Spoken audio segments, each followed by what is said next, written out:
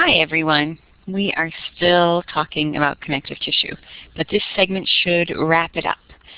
So we're going to talk in this segment about cartilage and bone, the liquid connective tissues, which include blood and lymph. All right, so it'll be a brief one. So what are we looking at here? Is this cartilage? Yes, it is. It is cartilage. In fact, let's see. I got on yellow here. Get to a better color. I'll go for blue. All right. And so where's the cartilage in this knee joint? This is the cartilage right here. And so you want to know what type of cartilage is this versus what type of cartilage is this. See this blue stuff on the bone? And then also, here's this little guy. We're going to multitask him here. What cartilage? Well, not, you know what, let me put it that way. I should have done it there. I should have done it here. What type of cartilage is this?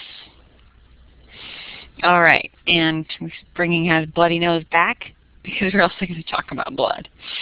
All right, so let's take a look at the next slide, which is talking about cartilage and what cartilage is. So it's a dense network of collagen fibers. So you know collagen is strong, so cartilage is strong. Collagen, strong, lending strength to cartilage. So it also includes elastic fibers. Some types of cartilage have more elastic than others. Some types of cartilage have more collagen than others.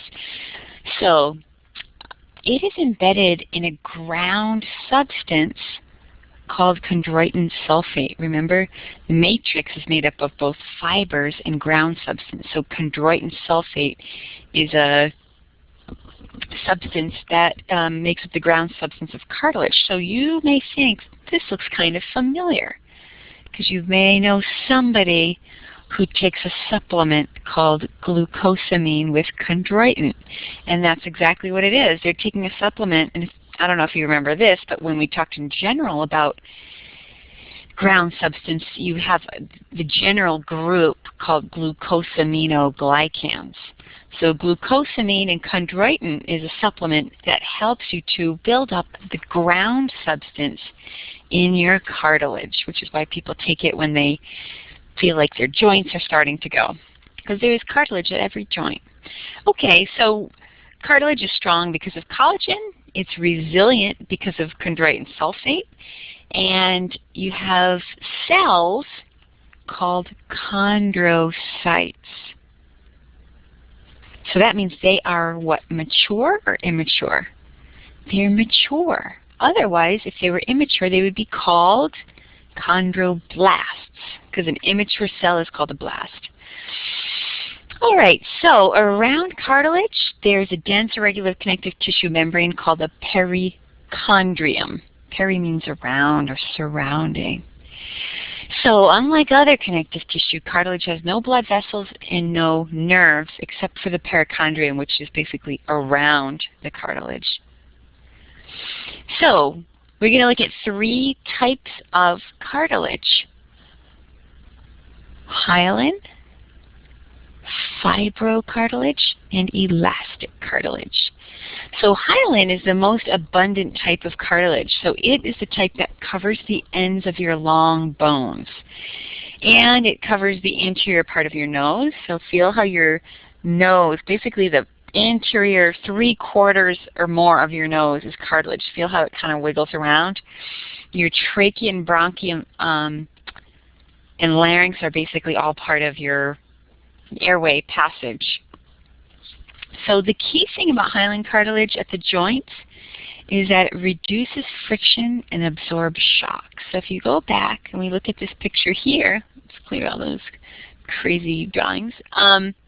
Oops, oh no, I didn't mean to totally delete them. Anyway, the one that looked like the end of the long bone, it was covered in blue, that was hyaline cartilage. Okay, so I didn't mean to erase all those. I just meant to erase drawings, you know, my marks. Okay, so it's really abundant, but it's weak. So when you hear people talk about their joints being sore, like if they have arthritis, osteoarthritis, a lot of times that is because their hyaline cartilage is basically worn out. Okay, so the next type of cartilage is fibrocartilage. It has thick bundles of collagen. So guess what? It is very strong, tough cartilage. So where do you find this tough cartilage? In the intervertebral discs, basically in your vertebrae, as well as the meniscus of your knee joint. So that was on that first page. We looked at the knee, and there were these C-shaped cartilage discs in your knee. Those are called one is called a meniscus, two or more are menisci. So you need fibrocartilage where you need a lot of support. You also have fibrocartilage in your pubic symphysis, which is basically holding together your pubic bones, also an area that needs a lot of strength. So you think hyaline cartilage absorbs shock. Fibrocartilage, really strong, where you have a lot of loads. And then elastic cartilage is easy. It's elastic. So it's chondrocytes embedded in a lot of elastic fibers, not as much collagen. So it makes it the malleable part of the external ear. So this part here of the ear. The bottom part is mostly just fat. So if you feel your earlobe where you, like a traditional piercing would go, that's actually not cartilage at all. But if you get like your ear pierced way up here, then it would have to go through elastic cartilage. All right, so think about your knee joint. One type of cartilage covers the ends of the tibia, the lower leg bone, and also the femur, the thigh bone. And a whole different type of cartilage makes up the meniscus. Which is which? Okay, I hope you thought about it. The bones are covered with hyaline cartilage. The meniscus is made out of fibrocartilage. Okay, so remember what we said earlier about cartilage? It doesn't get blood supply. It's avascular. A means none. No vascular supply, no blood.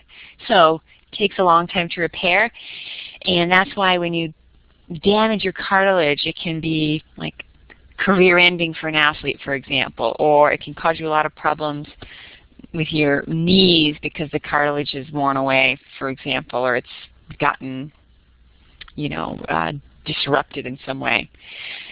So you have two different ways that your cartilage grows. There's interstitial growth, and that is like bread rising.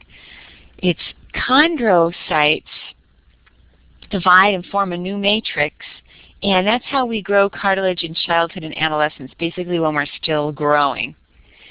After that, as adults, we can still secrete matrix onto the surface of cartilage, but we can't really grow it in, you know, from within anymore.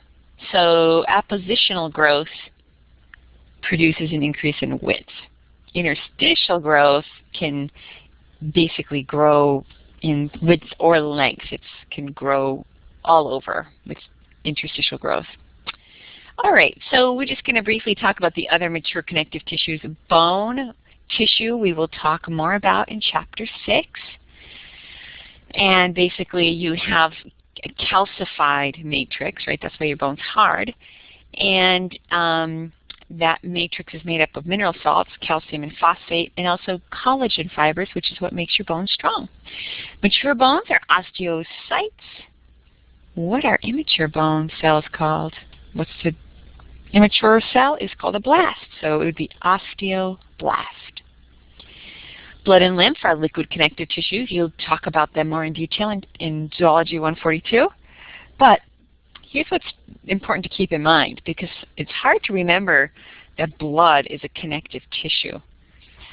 But it has many cells, and it also has fibers. Believe it or not, when blood is flowing through your blood vessels, There aren't any fibers that you can see. However, there's a chemical that in the right situation will turn into fibers, like silly string. Remember silly string? It's in a can. It's a liquid in a can, but as soon as you spray it out, it comes out like a string.